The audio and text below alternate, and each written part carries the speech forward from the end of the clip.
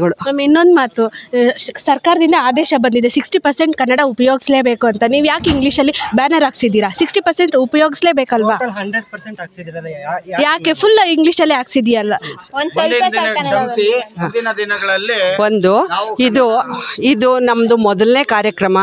ಆ ಕಾರ್ಯಕ್ರಮ ಏನಂತಂದರೆ ವಿಡಿಯಂ ಇಂಡಿಯಾ ಆನ್ ಮೂವ್ ಅನ್ನೋರು ಇದು ಕರ್ನಾಟಕದಲ್ಲ ಸಂಸ್ಥೆ, ಆಲ್ ಓವರ್ ಇಂಡಿಯಾ ಇರೋದು.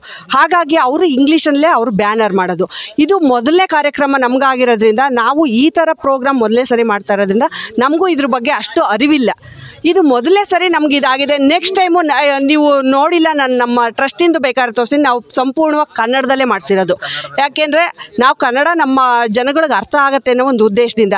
ಆದರೆ ಇದು ಅವರು ಮಾಡಿಸಿರೋದ್ರಿಂದ ಅವ್ರಿಗೆ ಈಗ ನೀವು ಅವ್ರು ಮಾತಾಡೋದು ಕೂಡ ಕೇಳಿದರೆ ಅವ್ರು ಆಲ್ ಓವರ್ ಇಂಡಿಯಾ ಓಡಾಡೋರು, ಒಂದೇ ಜಾಗದಲ್ಲಿ ನಿಲ್ಲೋರಲ್ಲ. ಹಾಗಾಗಿ ಅವರು ನ್ಯಾಷನಲ್ ಲ್ಯಾಂಗ್ವೇಜ್ ಯಾವುದಿರುತ್ತೆ, ಇಂಗ್ಲೀಷ್ ಆಗ್ಬೋದು, ಹಿಂದಿ ಆಗ್ಬೋದು, ಅದರಲ್ಲಿ ಮಾತಾಡ್ತಾ ಇದ್ದಾರೆ. ಹಾಗಾಗಿ ಈಗ ನಮಗೆ ಕನ್ನಡನೇ ನೀವು ಮಾತಾಡಬೇಕು ಅಂತಂದಾಗ ನಾವು ಕನ್ನಡಿಗರನ್ನೇ ಕರ್ಕೊಂಬಂದು ನಾವು ಸಪೋರ್ಟ್ ತೊಗೊಳಕ್ಕಾಗಲ್ಲ. ಹೌದು ತಾನೆ? ಏಕೆಂದರೆ ಒಂದು ಸಪೋರ್ಟ್ ಅನ್ನೋದು ಯಾರಿಗೆ ಬೇಕಾದ್ರೂ ಮಾಡ್ಬೋದು. ಹಾಗಾಗಿ ನಮ್ಗೆ ಅವರು ಸಪೋರ್ಟಾಗಿ ನಿಂತಿದ್ದಾರೆ. ಹಾಗಾಗಿ ಈ ಒಂದು ಕಾರ್ಯಕ್ರಮವನ್ನು ಮಾಡಿದ್ದೀವಿ. ಮುಂದಿನ ದಿನಗಳಲ್ಲಿ ಸಂಪೂರ್ಣವಾಗಿ ಕನ್ನಡಮಯ ಆಗತ್ತೆ. ಅದ್ರ ಬಗ್ಗೆ ನಾನು ನಿಮಗೆ ಭರವಸೆನ ಕೊಡ್ತೀವಿ. ಖಂಡಿತ ನಿಮಗಿಂತ ಹೆಚ್ಚಾಗಿ ಕನ್ನಡಾಭಿಮಾನ ನಮಗಿದೆ.